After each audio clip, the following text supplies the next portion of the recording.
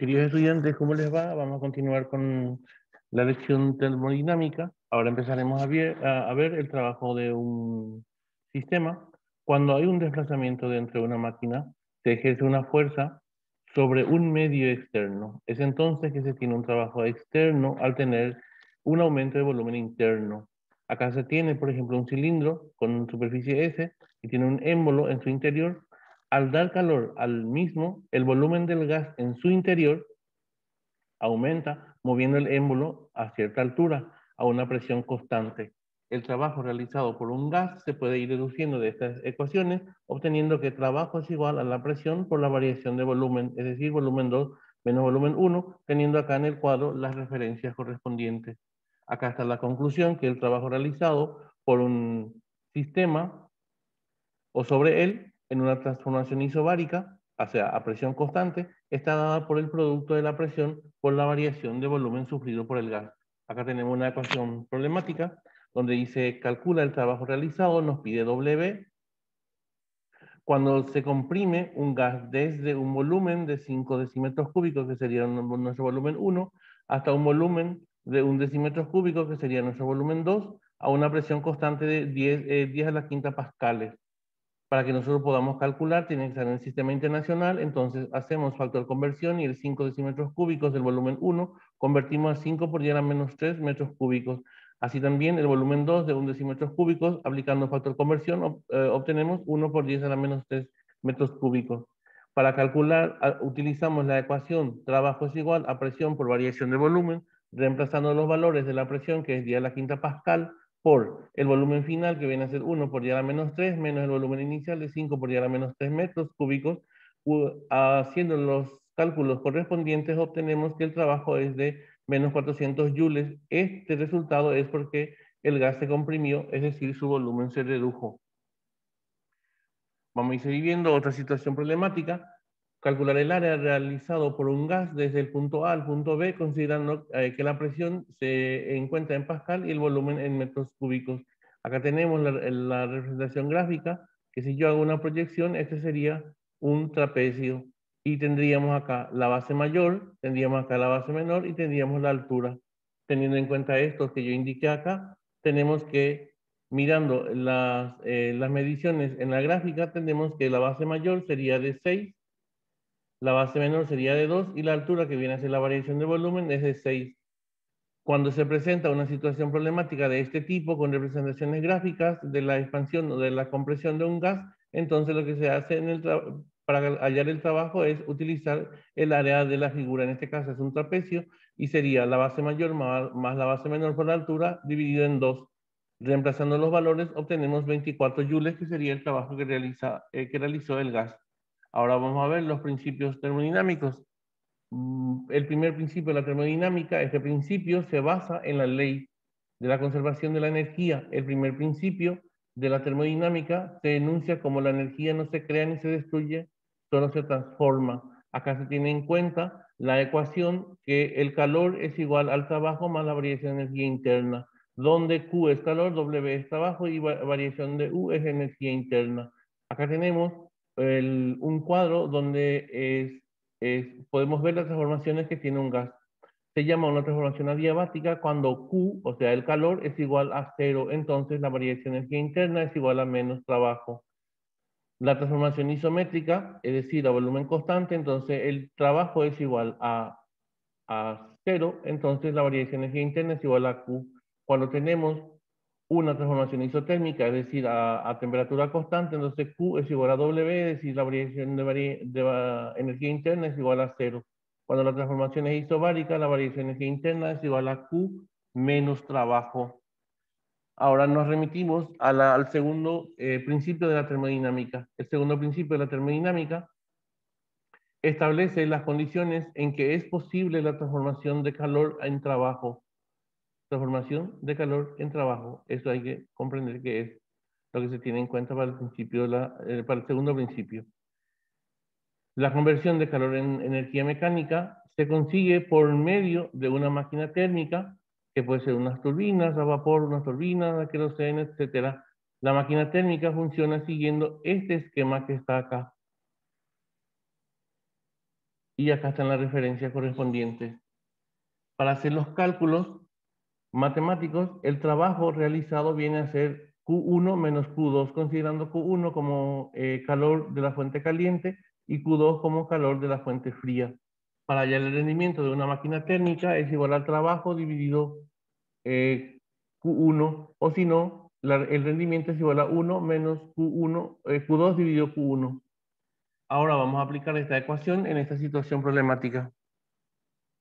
Un gas con una presión constante, acá ya le dice que la presión es constante, de 20 newtons sobre metros cuadrados, se encuentra a una temperatura inicial de 200 Kelvin y tiene 4 litros de volumen. Cuando la temperatura pasa a 400 Kelvin, el volumen aumenta a 10 litros. Calcula la variación de energía interna o la energía interna, sabiendo que la masa gaseosa se dio 70 joules de calor. Extraemos los datos, que es la presión, la temperatura 1, el volumen 1, temperatura 2, volumen 2 y el calor seguido de 70 joules. Para la solución se analiza el tipo de transformación. Por ejemplo, en este ya nos dijo que la presión es constante, por lo tanto es isobárica. Luego se calcula el trabajo. Trabajo es igual a la presión por variación de volumen, utilizando la ecuación que ya hemos utilizado anteriormente. Reemplazando los valores correspondientes tenemos 120 joules. Para allá la energía interna se utiliza variaciones internas igual a Q menos W, reemplazando los valores y calculando tenemos menos 50 joules, que es lo que nos pedía la situación problemática. Ahora vamos a otro tipo de situaciones problemáticas. Si se tiene un motor eléctrico, que efectúa 6 ciclos por segundo, y en cada ciclo retira 400 joules de fuente caliente y cede 300 joules a una fuente fría, determina. Quiere saber trabajo realizado por ciclo, rendimiento por ciclo y la potencia máxima del motor. Para hallar el trabajo realizado, recurrimos a trabajo es igual a Q1 menos Q2, reemplazando los valores tenemos que el trabajo de 100 joules. El rendimiento viene a ser 1 menos Q2 sobre Q1, reemplazando los valores, tenemos que el rendimiento es de 0,25. Para expresarlo en porcentaje, multiplicamos por 100 y obtenemos 25%. Para hallar la potencia máxima, que viene a ser trabajo sobre tiempo, necesitamos el trabajo en los seis ciclos, porque nos pide la máxima. Aplicamos regla de 3 simple y obtenemos que en los 6 ciclos realiza un trabajo de 1800 joules. Reemplazando los valores de 1800 joules realizados en un segundo, tenemos que la potencia es de 1800 watts. Podemos expresarlo en kilowatts, utilizando factor conversión, tenemos que la potencia es de 1,8 kilowatts. Ahora vamos a una máquina térmica de Carnot, otra vez. Opera entre las temperaturas 300 Kelvin y 640 Kelvin. Determinar el rendimiento. Tenemos que la temperatura 1 siempre es la que es la temperatura 2, que es la temperatura más fría. Entonces tomamos 315 Kelvin y como el 1 es 640 Kelvin. Reemplazando para hallar el rendimiento, obtenemos que es 0,50 y multiplicando por 100 para saber el porcentaje, viene a ser el 50%. Ahora vamos a ver lo que es una entalpía y lo que es una entropía. Una entalpía es una magnitud termodinámica de un cuerpo físico material. La misma es igual a la suma de la energía interna más el producto de su volumen por la presión. La entalpía es la cantidad de energía de un sistema termodinámico que puede intercambiar con su entorno. La expresión matemática o la ecuación es igual a entalpía es igual a la energía interna por presión más presión por volumen, y acá tenemos las referencias correspondientes. Ahora vamos a ver lo que es una entalpía. Una entalpía es de un sistema cerrado, no puede disminuir nunca, puede permanecer constante, proceso reversible, o aumentar, proceso irreversible. La entropía se puede interpretar como una medida de orden o desorden de un sistema. Lo importante es el intercambio de entropía, lo importante es el cambio de entropía durante el proceso y no de su valor absoluto. La variación de entropía de un sistema cuando se le agrega una cantidad de calor del proceso reversible a temperatura constante en la ecuación es igual a delta S es igual a Q sobre T, donde delta S es la variación de entropía, Q es la cantidad de calor. Ahora vamos a ver un ejemplo. Una masa gaseosa trabaja a presión constante de 8 newtons sobre metros cuadrados, siendo su volumen 4 centímetros cúbicos y su energía interna 40 joules. Determina el cambio de entalpía. La presión es igual a 8, la energía interna es igual a 40 joules y el volumen es 4 centímetros cúbicos. Tenemos que expresar el sistema internacional en centímetros cúbicos de volumen, usamos factor conversión y tenemos que el volumen es 0,000004 metros cúbicos. Luego se aplica la ecuación de entalpía es igual a energía interna más el producto de la presión por el volumen. Reemplazando los valores tenemos que la entalpía viene a ser 40,000032 joules y ahí tenemos ya la respuesta de la pregunta de la situación problemática sobre entalpía. Ahora vamos a ver este otro problema, donde pide determinar el cambio de entropía de 0,5 moles de helio gaseoso si pasa por una expansión isotérmica de 77 Kelvin y dobla su volumen cuando se le entrega 223,02 joules.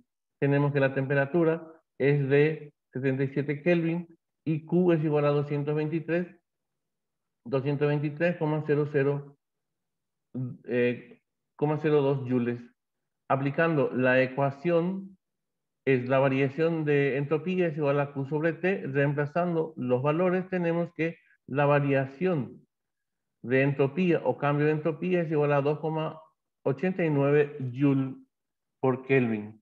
Con esto terminamos las situaciones problemáticas planteadas en termodinámica. Hasta luego.